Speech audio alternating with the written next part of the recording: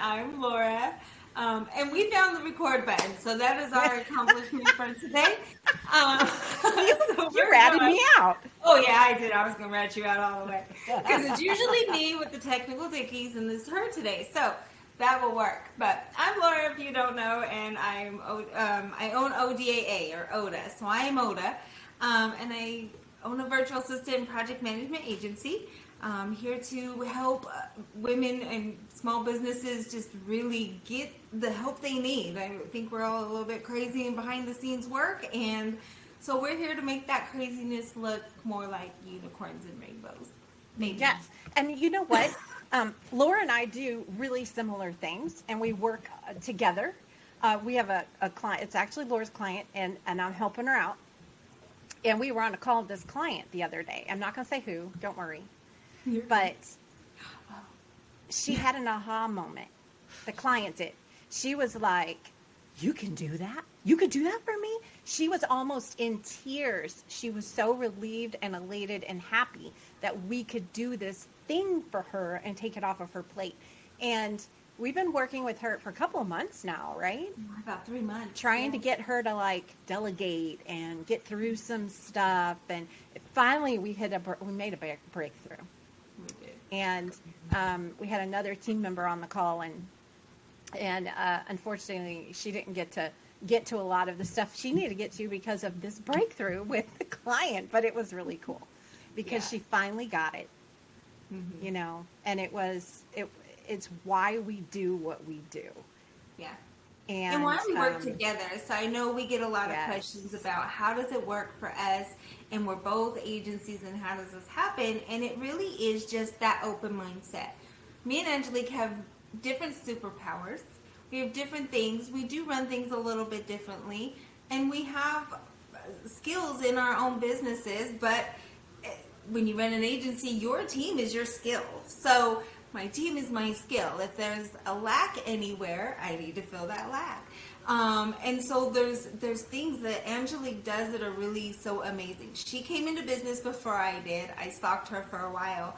And then we became the power partner, because I was like, I really feel like we're the true power partners, like what it's supposed to be. be. Like, I got to let you in my business because I really need support. So I'm going to lay it on the line, and if you take from me, if something happens, if this goes wrong, then that's okay, because I still needed the support. I had to have faith. So for me, that's what it was. It was, I'm going to take this leap.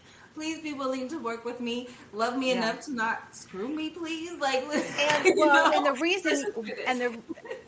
and the reason you say that is because it's happened. Like, we've both worked with people that have been like, you know, whatever. They've let us down, or they have failed us. We're all human, or they've just outright stole. And, you know, which is, as they say, the ultimate compliment is when someone copies what you do. I get that. But at the same time, you're running a business. Girlfriend. All right. So anyway, that's who we are and what we do. And the podcast came because when we got together, and it was Laura's idea. She was like, let's do a podcast. I'm like, all right, cool. I love podcasts. And it was because we weren't finding that kind of support and camaraderie and collaboration and abundance mindset. What we saw was, oh no, don't tell people how much you charge. Oh no, don't share that information. Oh no, don't, help each other. They're your competitor, or they do the same thing you do. There's more than enough to go around. How many millions of people are on this planet? 8 billion. And not everyone is for in the United States. We have similar people, but it's not everyone is for everyone. Oh my gosh. Laura poaches my people all the time. I train them, I intern them, and she's like, do you know anybody can do this? Absolutely. Absolutely. So, all right. Well, we'll get off our horse now, but y'all, we just like to introduce ourselves just in case this is your first time listening to the podcast. If not, thank you for listening and thank you for coming back. And to let you know what we're about and why we do the podcast. So we have an awesome guest today that's hanging out with us. And she got to stay up. I know normally they go down and they're not here. So we got to see all the facial expressions and love from her as we go. So Real quick, this is Michelle. Oh, I should have asked this before. We DeKeyser. didn't do that. Yeah. Okay. Yay! Michelle DeKeyser. And she is a dedicated mama empowerment speaker, an author, a coach, and she's passionate about helping moms discover their unique genius and inspire their children. As the founder of Connecting Mamas, she created the supportive community of the Mama Genius Hub, where mothers can connect, learn, and grow through the transformative powers of women's circles. Michelle also hosts the Mama Genius Hub podcast, sharing insights and inspiration for moms everywhere. Her heartfelt mission is to create a world full of passionate, connected mamas who lovingly inspire their children and others around them. She is the proud mother of 3, Liam 13, Bella 11, and Lily 8. So shout out to them. Hi. Yeah. Welcome, Michelle. How are you today? Thank you so much for having me on. It's such an honor to be on here and to hear your story. And I was just like, we need to connect more after we've already been chatting a bit. Yes. And the more we do this, the more we realize that the support and everything we need is right around us. And it's not about you versus me. It's about how do we lift each other up. Exactly. In fact, before we went started the recording, because this is a recording, that's why it looks a little different. Michelle was talking about monetizing, and I'm like, oh, we need to pick your brain because we haven't done that yet. So we'll be talking to her again. So, and we've had several repeat podcast guests. And we have another one that's recording next week because there was so much to talk about. We have to continue this conversation. So I'm like, you need to book another call like ASAP. Yeah. On it. So welcome. And Thank so you. one of the things, if you've listened to our podcast before, we're all about abundance mindset, collaboration. And that's what we are here to talk about. We're here to hear other women's stories so that we can see it being modeled. What does it look like when we don't try to compete with each other, when we support each other, when we have this abundance mindset? What does it look like in real life? We can look at Instagram and see all the 6-figure successes, 7-figure successes, but what does it look like behind the scenes? So, and you have a great story about that, where you, we have an intake form that people fill out, and we just ask them to share a story where they supported another female entrepreneur who would otherwise be considered their competition. And you had a great response for that. Well, I think it comes down to everything that I've been doing. Is what I said was like the Mama Genius Hub. Like, my goal is to bring mom speakers together to create one message together to then attract the moms who need the help but aren't necessarily in the mindset to do a big program from one speaker or to do that. But together we can create that hub that is that entry point. And so, and part of that was the first festival I ran last May. And when one of the people who had picked to be the Inspire speaker, I just start reading her bio and I start reading everything about her. I'm like, oh my God, I feel like this is me, like right there. Like, we're just so in line in like our messaging and then like her like formula of how to do things. And I was just like, but there were still like the differences in there, and it didn't matter because when you look at those things, it doesn't, you're still going to attract the people who hear your voice, who hear your message. And so it didn't matter that it was actually one of the more fun conversations on the podcast of us just, going back and forth. And I'm like, God, it's just refreshing to have the same mindset and then to be able to see it even in a little bit of a different view. And so I think when we just start to come out of that a bit and think it's me versus you, which is funny, as I was saying right before we got in here, is today in the class that I ran with my implementation group, we actually did a speaker circle on abundance. And I do something different in Zoom, which is an immersive view. And I created a circle part where it was just picture 2 hands on top of each other and like a money symbol in metal with a waterfall behind it to show that it's about that giving and receiving, that it's not yours and mine. It's when we put this together and how can we support each other?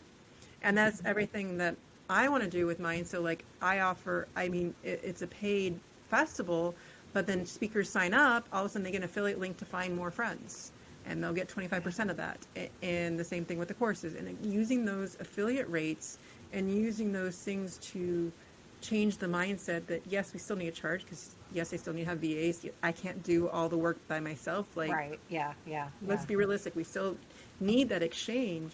But then when we do it, people, if they work hard enough, they can earn their spot by bringing in enough friends, things like that. And once you start creating that community of support, that it's not, and then there'll be questions about, well, my message sounds similar to hers. I'm like, but your message might be on a different day and reach the right people for you. And that's what the key is realizing that, as you said, there's 8 billion people in the world, more than 250 million in the US, that you think about a room. I've been picturing this lately, being in just like a room of like parents at school, or just like we went to the fair, right? The Wisconsin State Fair on a Saturday, wall to wall people, right? You need one of those walls to be a successful millionaire. Like, really, in hindsight, like those many raving fans. I love how Kathy Heller puts it. 1,000 raving fans Yes. is all you really need to be a millionaire.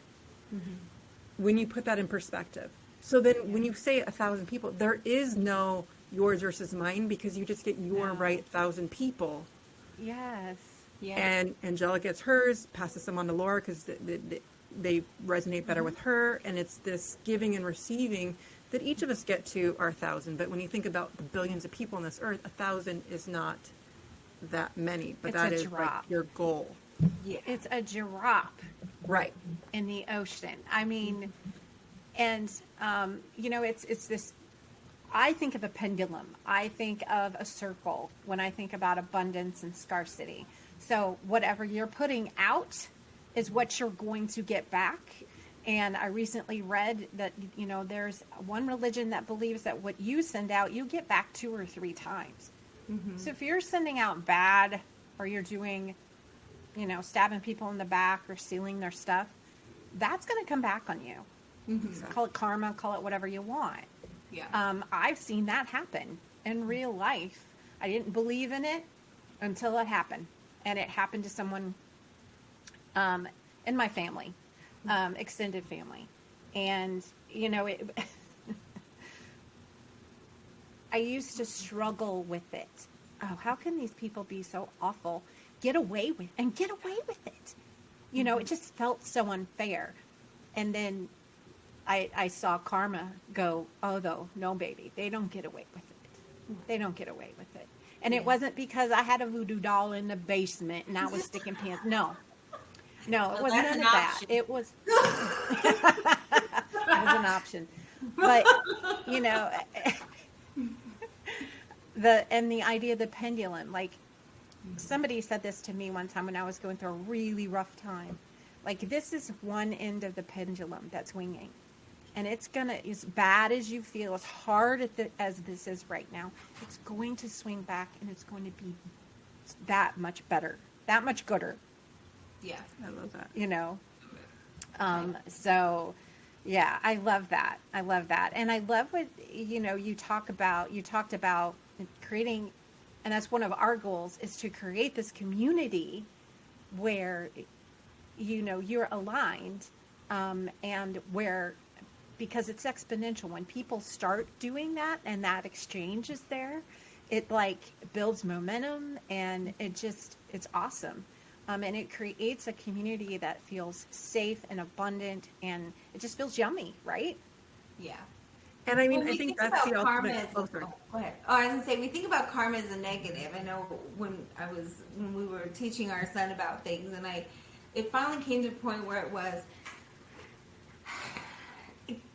I'm strict, consequences are what they are. It can be good or bad. If you're doing this, it's good. If you're doing this, it's bad. Like, there's this set, and I think we get stuck on sometimes the wording. Karma always seems to come across as negative. Consequences, negative. So you need consequences. Rewards. There's good karma too. And I think a lot of times when we really get stuck in that, where it's like, well, it's karma, it's all going to come back bad.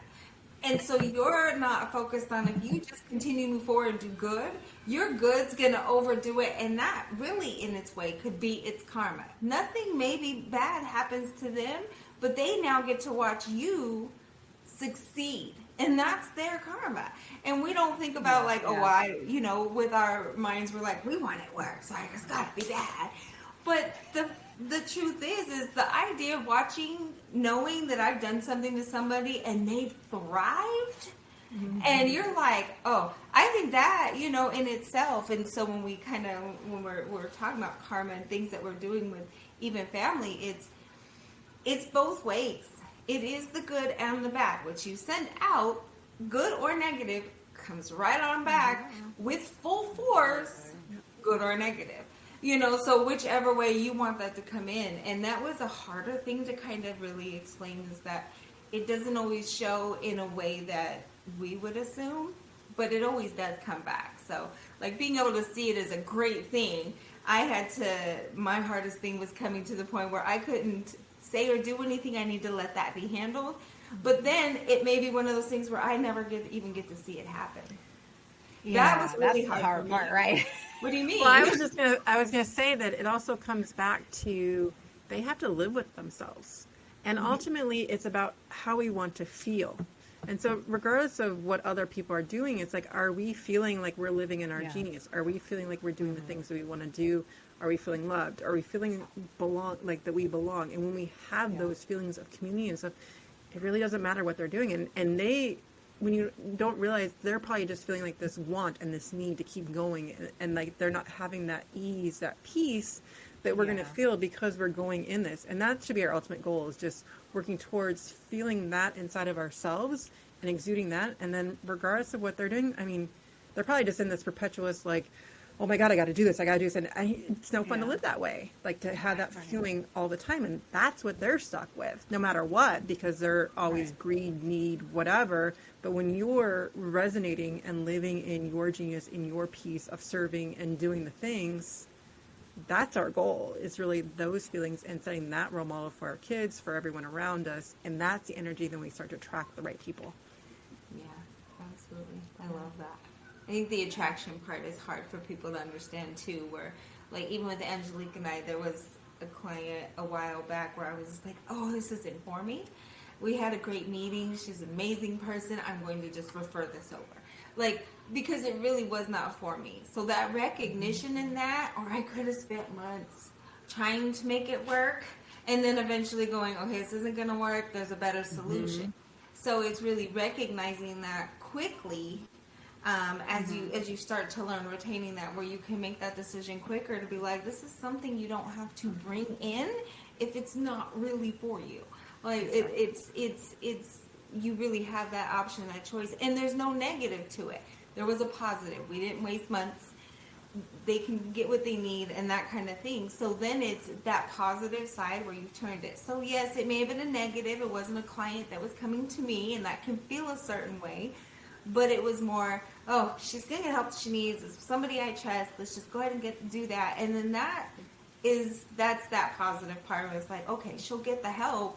And then as I started realizing in business, it was like, that's what we're cheering on. That's what, are you thriving? Yes. Okay, that's what we needed. However you get there, let's get there. And there's integrity in that.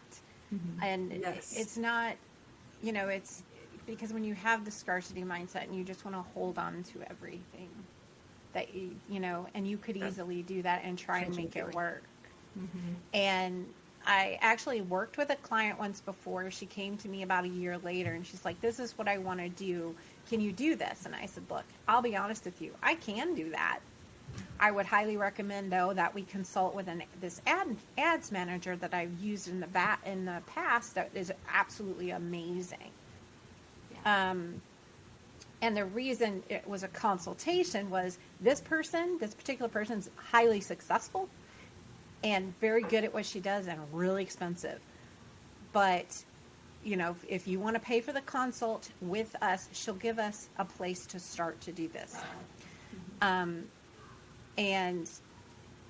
I said, this is not what I do. This isn't my zone of genius. I can do it because I do social media and it's related.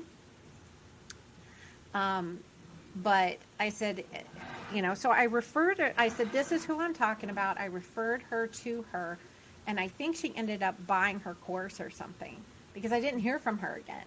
And I need to follow up with her actually. But anyway, Mental note. side note. But I I didn't want to go, oh yeah, I can do that because I didn't want to lose her as a client. I wanted her to get what she needed from the best possible person. It's not about, it's about actually serving the customer, the client, and making them the priority, not, hey, I need your money in my bank account. Yeah. So, Exactly. that's Service also first, abundance mindset, Yeah. right? And not trying to hoard everything. So moving right along, one of the things we like to talk about is inspirational stories, like any kind of experience that might serve to inspire and support another female entrepreneur. And you mentioned weeding out the noise, and you had a little story about that. Yes. One of the things I feel like, especially a lot of the audience that might be listening to us, I call us the in-betweeners, right? We've probably already taken a lot of the courses, have all this knowledge in our head, but we're not necessarily to where we want to be financially, monetary, or whatever. So I call us the in-betweeners, because I'm still there too. But it's when we're in this space, we've taken courses, we have the knowledge, and people and certain avenues have been successful for people in front of us, and we're trying to model that, right?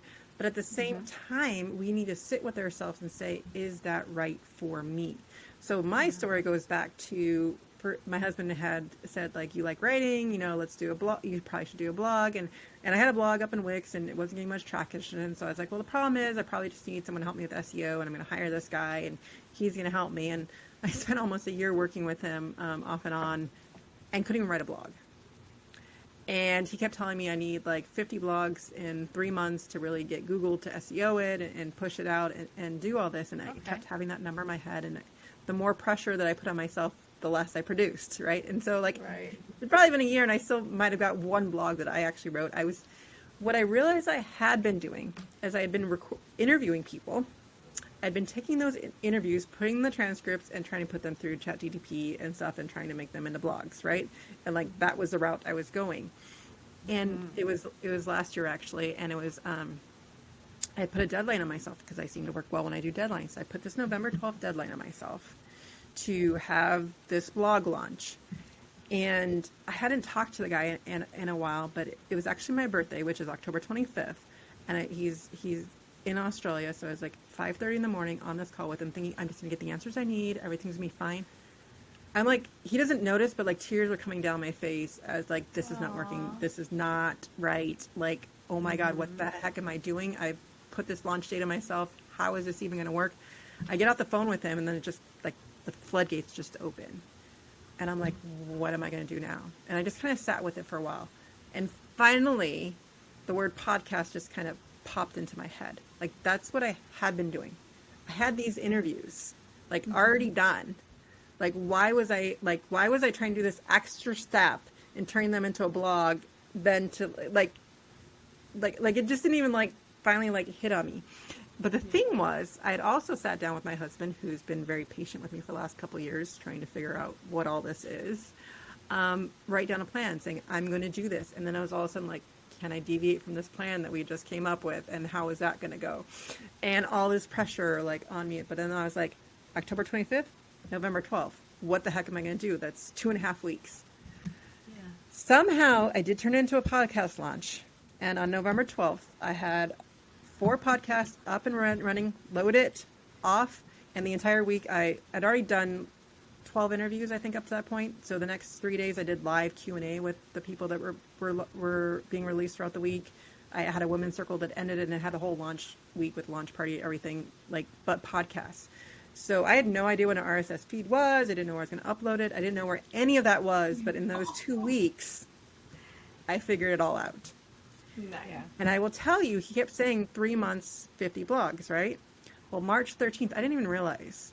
4 months later, I had 50 episodes uploaded.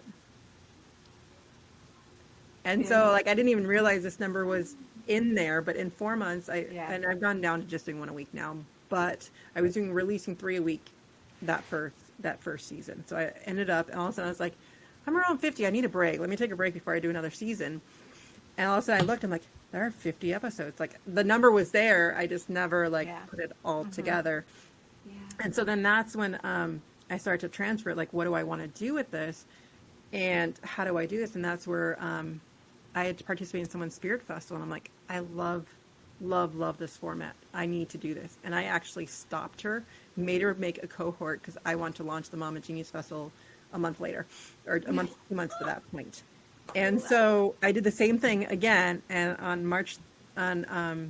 it was March 13th, I started right after Mother's Day, the day after Mother's Day last year, or this year, I guess I should say. And we went all the way to the 30th. I had over 80 speakers doing it. And what I had done the last 3 days was I turned that into live interviews, and we turned those into the podcast. So those are all recorded, just being released one a week now. But like all of that was part of it, and having the different speaker tiers. But I almost didn't even put the high package out, thinking no one's going to buy it, and it sold out because I'm like, I can't do more interviews than this in 3 days. Like 20 is my max. Like, but I did 20 interviews in 3 days. Wow. Wow. How neat. Oh my gosh, And that would be exhausting. Mm-hmm. But the point of it was to like start weeding out the noise, and I had to listen that day to my intuition say, Yes. blog isn't for me. It is some people's route, but it wasn't my route, even though I'd been trying so hard to squeeze that square peg into the hole. Round hole. Right. And so it's really at this stage as in-betweeners, it's really, now that you have all this knowledge, it's doing the work, which I do through women's circles, to now hone in the intuition with the knowledge and see what works for your business. You need to align those two because you have all the knowledge. You've been doing these courses. You've been doing all this stuff. But at some point, it's time to now go to implementation. But what implementation do you do? What worked for your leader of whatever group you're in may or may not work for you. May not work for you, yeah. We had that as an issue with a coaching group we had, and I was just starting to realize how my ADHD truly affected me. Been in corporate, it was hidden, there was nothing about that. I dealt with it there and worked through it and was able to hide a lot of that. But coming out of corporate and starting the business, that was no longer able to hide. And I would do those programs, do the thing, and we were going to put it out, it's going to be successful, and I kept trying to follow what everybody else was doing, and then slowly realizing, one, they weren't catering to ADHD, which was not going to help me in any way unless somebody else was doing it for me on the back end, or I was really going to have to just nix it and figure out for me what that looked like. Why I'm social media adverse, why I truly don't deal with social media in that way. There's a reality to that, and I never was like that really in my own life. We do a lot of things, but I'm not big on sharing it. We did family stuff. It doesn't need to go out. So I've been social media averse, and I was trying so hard. I'm like, you got to do all the things. And I eventually let all that go. And I always get that question of like, well, how do you grow that? And I said, organically. I have had thousands of conversations. I have connected and got to know people through the years. And it's a tougher route, but for me, it's the connection. Social media wasn't a connection. It's out there. Somebody might hit it. It's like, oh, great, you liked it. It felt like the popularity contest for me, which is not something I engage in. I'm not part of the popularity contest. I'm the weirdo in the corner that doesn't want to talk to anyone. So, it didn't work. And I'm like, So it was very interesting that you say that, because it really is. We do all these things and none of that resonated. I wasn't looking in the right places. Now, it was beneficial. I met Angelique. I met Jackie. I met some other people that I really, really love. But the group, the setting, the situation, the way it worked, all that stuff just really wasn't something that I could do. I struggled so much to accomplish the work because it wasn't the way that I work. It wasn't the way I even thought about things. But that was a success, right? They've done it, so it's got to work. And it just, since it didn't resonate with me and it was so forced, it just didn't work. And I guess it was a coach that was like, I give you permission to completely nix social media. Let it go. It is a massive stressor for no reason. If you don't get anything from social media, that's fine. You grow a different way. And that was so relieving because it wasn't for me. It comes back to shiny object syndrome of like, it works for them, so it should work for me, so I'm going to push. And so we have all this knowledge again, because we are all in that in-between stage. Like, and now it's time to start weeding it out and seeing what actually aligns with me to get my message out there. And that's where the work comes in, and aligning with the right people and being in those conversations to figure that out for yourself. And the problem is no one can do that for you. And that's where the work comes in. It is really, now I have all this information. And I love to say this because a lot of times when you're watching another inspirational thing, or you're watching this, you're like, oh, I already know that. Like, I don't need to pay attention. And usually that's the key, that that's something you need, because you're not actually doing something your soul's telling you that that's what you need to do.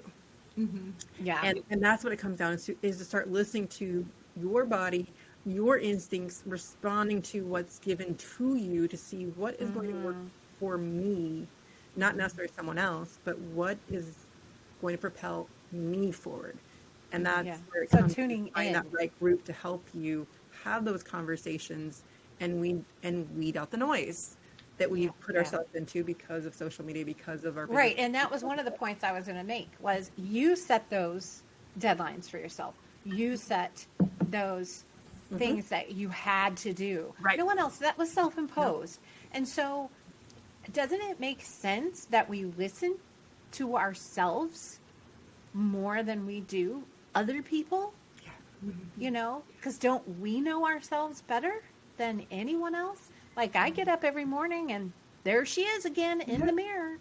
Same person that was there yesterday. I live alone, but you know, we do. We have, when we go to bed and when we wake up, that's who's there. Us.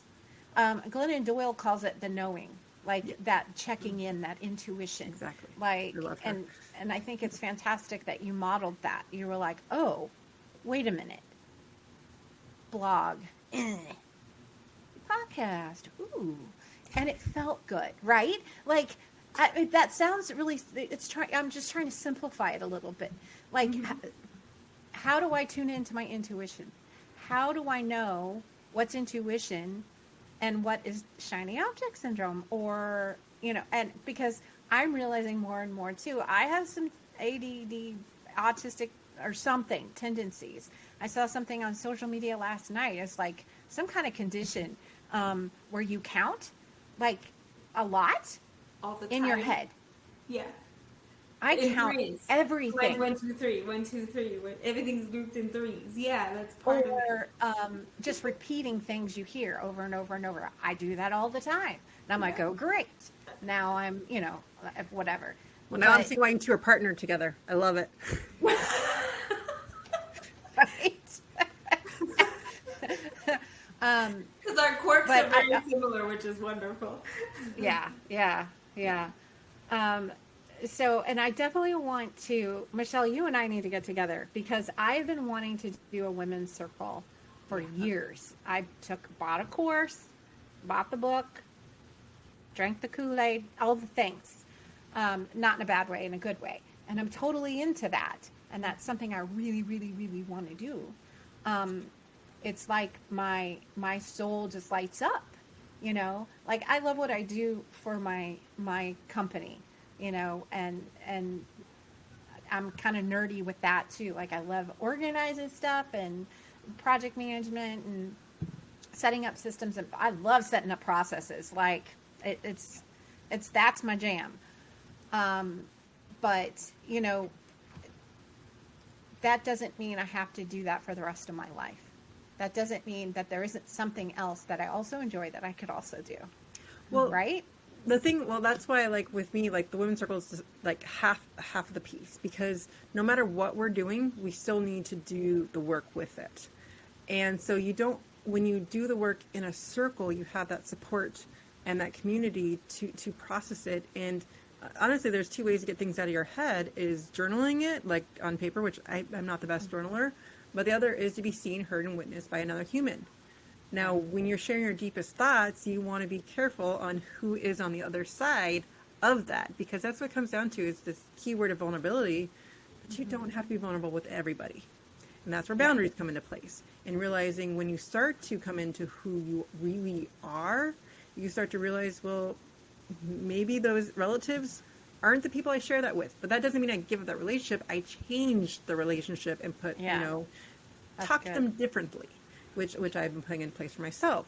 But then I create the space where I can be vulnerable with those deep thoughts, and we recognize that in each other, and then it's a different thing that you then take with you, and the key really is the listening, because when you're really it's not even necessarily the sharing part all the time, it's the listening to, witnessing what others are sharing as well, and deeply learning that I don't need to respond to them, they need to figure out for themselves, but I'm just here to support them in listening to it by being their witness, and then they do the same for me. And that's what the key to Women's Circle really is, or any type of circling of that nature, is there isn't a set leader. There's us coming together to share in our experience of life and to see what needs to come up from the heart, because now we're not thinking from the head anymore. The words that come out, you'd be surprised, like, where the heck did that just come from? That's because your heart's finally speaking. Yeah. And then you're doing the work in a fun way, in a way that is communal, in a way that we were as women meant to do. I mean, like I was telling you earlier, I just came from Africa. They were cooking around the stove, singing, sharing their stories. We don't do that anymore. We have isolated ourselves into our boxes of our houses. We don't say hi to our neighbors anymore. We go into our little cars and ship our kids off and go to the different things, and we don't sit doing laundry together anymore. We put them in our machine. We don't have that communal space. This circle allows for us to start that process again of understanding how to share. Because again, vulnerability comes in like, oh, I got to share all this stuff with everyone. I got to be vulnerable with everyone. No, you don't. Right. Transparent. No. I think that gets mixed up. Transparency Yes. and vulnerability definitely get mixed Exactly. up. Like, I can be transparent without getting to the nitty gritty of the story. But I think there's a mix up in there. It's because everyone's like, well, I want to be transparent. And I'm like, great, but I don't want everybody to know my whole entire life story. Like, there are some secrets that for me, I love keeping.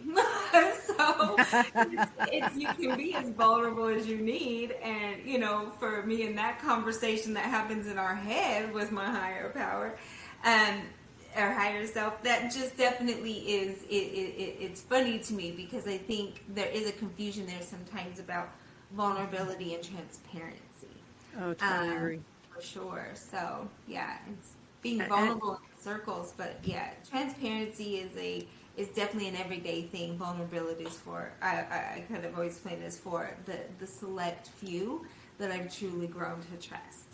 And it's also then that energy that you create with each other that then you can take to your others. So, like, for instance, with my kids, like, I'm learning that I just need to shut my mouth. I don't need to solve their problems. I don't need to do anything. I just need to sit there and listen, and then ask, do you want anything from me? And then halftime my preteens like, Mom, I'm done. You can leave now. Like, but but They just need to we vent. as parents want to fix everything, and it teaches us. Especially, yes. Yeah. I was guilty of that with my son, because I'm definitely the problem solver in the house. So if you come to me with a problem, my instinct is solution. And I've had to learn, and I'm still not always great at it, but I've had to learn to be like, oh. And my husband will remind me. He'll tell me something, and then I'll start thinking. He'll be like, I just told you. You don't need to do anything. Just stop. So he's gotten real clear on how to deal with that with me. Like, I don't need a solution. I just made a comment. But my son, it was really hard to remember that I didn't need to step in and solve that. And I still do it. He's 20 years old, and I'll be like, well, do this. And then it's like, oh, I should have let him figure that out. Yes. Good. And that's what I was going to say is often, I don't know how, I can't even count how many times I've been talking to Laura or a friend or a family member, and I'm just talking about whatever I'm frustrated about or whatever is challenging me, and I will solve my own issue just by talking it through with someone that I trust as a sounding board, that I trust is going to be honest with me, even if it isn't something I necessarily want to hear. My oldest brother's really good at that. I'll say something, he's like, no, sis. No, you ain't. We all need that. Yeah. Yeah. But he's loving about it. He's not being mean. He's just like, yeah, no. You talk about those Band-Aids. I'm the tough one, and I tend to be a Band-Aid ripper offer. So I'll be like, this is gonna hurt. Watch out. But I'm gonna hug you and love you after. Like, okay, now that you're bleeding and gushing and all that stuff, let's stop the bleed and let's get rid of the pain of it or whatever. But I always come in a harsher way first, and then it's a gentler way out. Where a lot of times it's opposite for others. People will come to me in a real gentle way and sugarcoat, and I'll finally be like, what are you saying? Rip off the bandage, just say the thing, and I'll deal with it how I need to. Like, I might get mad. Yeah, that's what my mom would say. My mom would say, stop him and Han, just get to it. Right. It's like poop sensitive. Yeah. But those are the personality that makes it great. And the reminder is all your friends can't be yes women or yes men. You can't have that surrounding you. You need those friends. Oh, you certainly can, but it doesn't benefit you. Yeah, they're gonna. Well, I mean, honestly, that's why Facebook doesn't even benefit us or the news, because it filters to what we want to hear. Yeah. And we're not even getting the outside perspective to at least make us think a different way, or to be open to. You don't have to agree with other people, but be willing to listen to what they have to say. And we've lost that altogether. But that's so important, is to hear a different perspective and just say, oh, I didn't think of it that way. I don't agree with it, but like, I'm open to not berate them for their opinion, but just being open to say, makes me think a little bit differently. Mm-hmm. Yeah. I know Angelique and I, like, if I'm thinking through something, I'll go on Voxer, and she'll just get this random message throughout the day that goes, I don't know, well, maybe, I don't know, but, well, and this and that, and, well, maybe this, and what do you think? And that is the message. It goes away, and then later I'll get something back that's going, what? Let's talk through this, you know? Yeah. Because it's that brain dump, and, you know, we always talk about, like, oh, do the brain dump. For me, it's a message on Voxer to someone. There's my brain dump. Does anybody want to make sense of that? You know? So it's funny, but like you said, I think when you just said that before, that talking it out is the same as journaling. Because, you know, again, the journaling thing, write it all out. And I'll tell you, my journal is full of little doodles. When I try to journal, I just doodle. There's no writing in it, and I'm just always still thinking. So it makes sense when you say that talk out is the same as that journaling, because that's the same thing my brain dump is. Well, it's the same process. Yeah.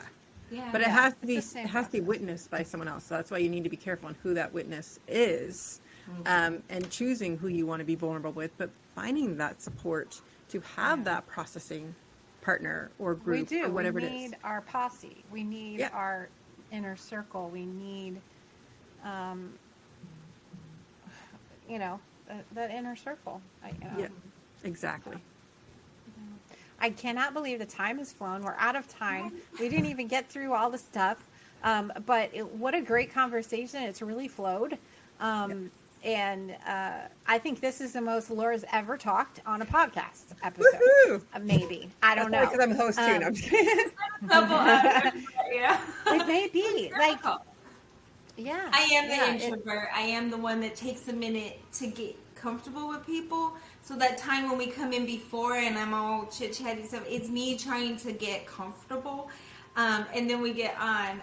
But my normal personality is usually to have a burst and then to just kind of sit back and let everything go. So it is strange. You have sat through entire podcasts and not said hardly nothing. I have done that. I'm not saying that in a bad way. I'm just saying, like... Well, I feel honored. I don't always resonate, or I don't always understand, or there are times when somebody will say something and I'll go deep in thought, my ADHD brain will kick in, and I'll have to be very... She's down a rabbit hole. Pay attention, but I'm downloading and... I would never have known that she didn't talk. So I'm like, oh, what'd they say? Oh God, my brain, shut up. So I'm having those moments, but I am truly an introvert and I'm not shy, clearly not shy, but it's not a quick jump in for me unless somebody energetically has really truly made it feel comfortable. Some people can come in with their energy and they think they're just super open. It doesn't always feel that way. So That is always a compliment, and I don't ever want to make anybody feel bad, but it does. Being on a live podcast is a difficult thing when you're someone who's adjusting. How long did it take us? How long did I mean, I had this podcast fleshed out processes wise in like a couple of months. We talked about it in January briefly. We really started working on it in April, May, and we launched in October. And only because she tricked me. Yes. Only because she tricked me. That's the only reason it happened is because she let them schedule. And then she told me they were on the schedule and we were doing it. And I was like, oh, you've got to be kidding. You did not just do that. And we're doing it live. We're not recording. It's a recording, right? And I'm like, no, we're doing it live. I'm all about the live. So she'll push me out that comfort zone, but then still allow me to be who I am on the podcast in days when I'm extra energy and talkative, and days when I'm not. And I wanted to make that point too. Like energetically, we're always in a different place. Like right now, I feel like my energy is really, really high. Something is going on planetarily. Someone explained it to me recently in human design. I don't remember. I just remember her saying, you're going to go through a really like almost hyper productive season. And I feel it. You picked the right time to record. And I had forgotten about it until just now. And I'm like, wow, we're both kind of there, Laura. Mm-hmm. Yeah. We both are. I feel that energy. And it's what, like we talk about the manifesting, and we just touched on human design, but it's really that. I feel my energy go kind of with the flow of nature as well, and what's around me. So I tend to be more hermit. I isolate a lot more, but I feel the flow of energy, and I can go outside and ground and then get that perk up. You know what? Lately, that might be it. Needed that. Like I haven't grounded a whole lot since the surgery, and I actually went out and grounded the other day. So that could be it too. Michelle, are you familiar with human design and a little bit with human design, but definitely with grounding and I definitely the energy alignment and everything. And I was saying that all kind of leads into the whole weeding out too, because when we start to do the grounding and the energy, and we start to feel what feels right for us. So like when you are in your genius or feeling that high energy, those are the things that you want to propel yourself forward to. And I mean, even like me figuring out my niche, I thought I was supposed to work directly with one-on-one moms. And then I realized my goal was to connect mom speakers together to then serve moms. And all of a sudden that's where the festival and all the things start to change as we start listening and weeding out what we think we're supposed to do and start surrendering. And I love how I forgot which book it was, but it was the surrender method or something. And just actually surrendering to what we're supposed to do and align with our intuition. And then it starts to flow out. But when you feel that flow and that energy, you know that you're in your genius moving towards that right direction. It's when those stopping points come in, and then you have to ask, what's going on here? Who am I listening to rather than myself? Right. Is this the universe guiding me? Because I've had that where I'm like struggling or butting up against something, and I'm like, okay, I finally recognized, wait a minute, let me take a moment. Is this because I shouldn't be doing this? And I'm forcing it because I've done that and had bad outcomes, and I know how that feels. Yeah. Or is this just a nudge from the universe going, you're a little off track, let's go back this way, or is it just because it's hard and it's a lesson you need to learn again? I've done that too. Exactly. I've done that too. And the Well, only if way you've got any of the ADHD stuff too, it's difficult because sometimes you're trying to question, is this an ADHD thing? Is this why it's so hard? Or is this something I really shouldn't be doing? So there's an extra added thing with that, Angelique, for you, where if you've got some of that great, fantastic. Yeah. Never thought. Well, Thanks, I mean, Laura. you need to look at the ADHD as a superpower because you are seeing things in a different light and just honing in on that and how you see it differently and push that forward. A friend of ours. It's just reminding because there's times when I'm like, oh, this is so hard. And then I'm like, and I'm having those conversations like, please bring ease. And it's not necessarily where it's that it's hard that's going on. What's more going on is that my ADHD brain has hit that executive dysfunction section. So then it's a bump of getting over that and not screwing up my entire nervous system in that process, but getting past that and then going, is this for me? And I think that for me, this is that 3 years of journey where I'm like, that has been that stump, is that I always thought, oh gosh, just not capable. But it's not that, it's there's a stump to come over and then say, do you really want to overcome this for this? You know, like, is this really what you were an executive dysfunction because you maybe don't want to overcome that. It really isn't. Or yes, you really enjoyed it, loved it. You just needed to overcome it. That's all, in a mindset thing. So it's a extra added thing. Sorry, Angelique.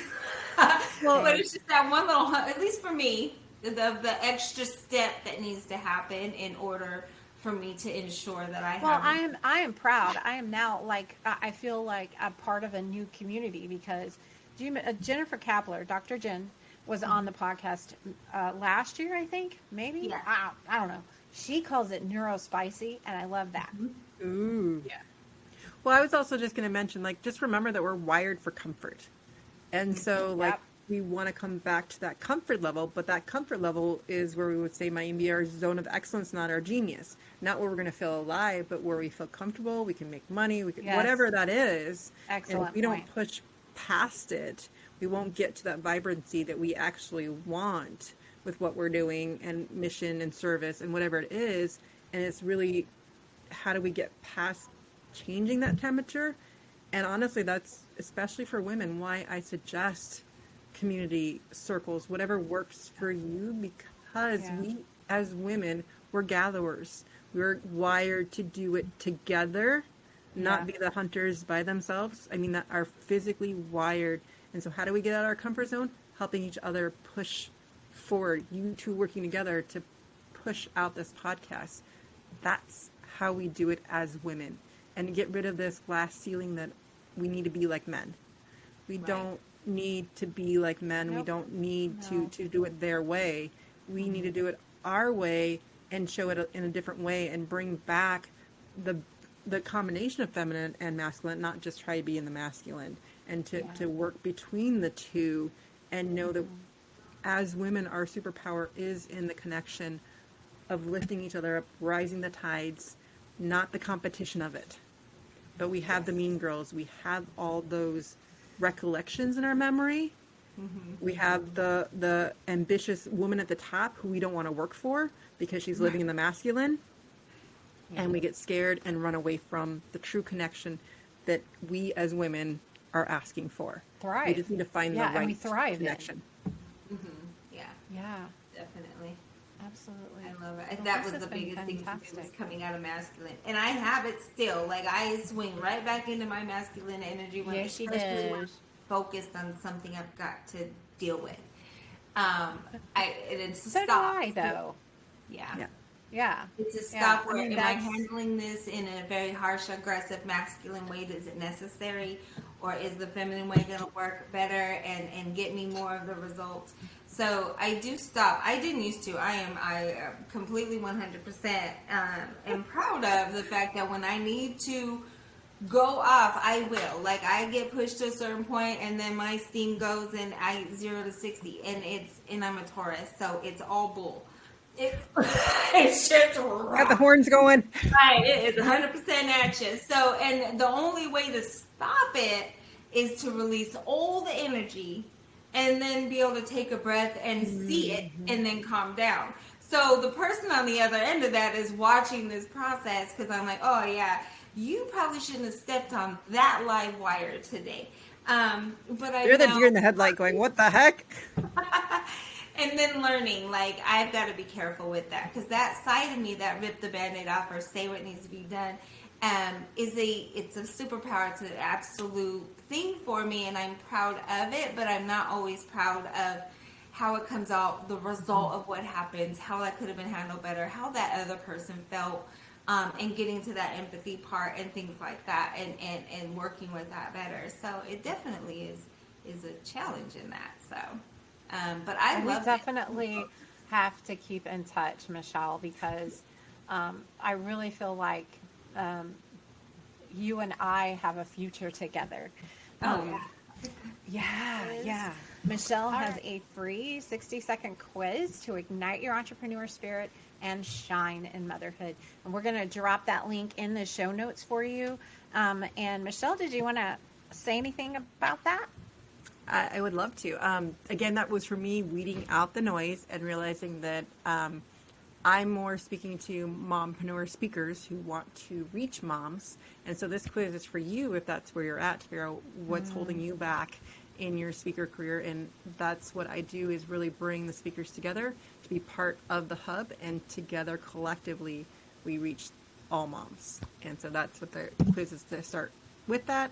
And then I'll give you some links into the podcast and everything as you take it, but it'll really identify what are some of the things that your strengths, and then what are some of the things that we can help collectively work together to make even better, because we don't really have necessarily the weaknesses, we have things that we need to work together on. Yes, sure. We all have strengths and weaknesses, right? Yeah. Absolutely. And you said something earlier that I think is a good point to make here, that we like to be comfortable, and we aren't always comfortable doing what our soul is calling us to do, but what we've been told that we're good at, or we are good at. Maybe we are really good at something, but it isn't necessarily what our calling is. Exactly. It's just what we've, kind of fallen into. I know that's me. I know that's me. Kind of difference so- between the knowledge and the genius. Like, yes, you have the Yeah. knowledge and you're good. It's Yeah. intelligent That's a good and way you're of putting good at it. I like that. But that genius is top notch. Cool. I mean, it really goes down to the zone of excellence versus the zone of genius, because you can be really good at something, but you're not enjoying it. But Yes. it's easy, it's comfortable. Yes. And then to take that leap and to take that leap into like what you feel like you should be doing, not even should, but want to do, desire to. need The word to, desire yes. and want coming in there, like we want to alleviate those. But as soon as you say, I desire this, it doesn't necessarily be true, but just to start journaling, writing down I desire, and write down what those desires are, then you start to see that. And that's where you get into your zone of genius, is really bringing those things out.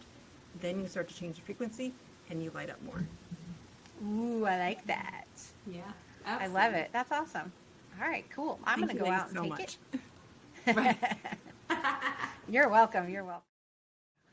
All right, so we are over time. So sorry. overtime. Sorry. Way over time.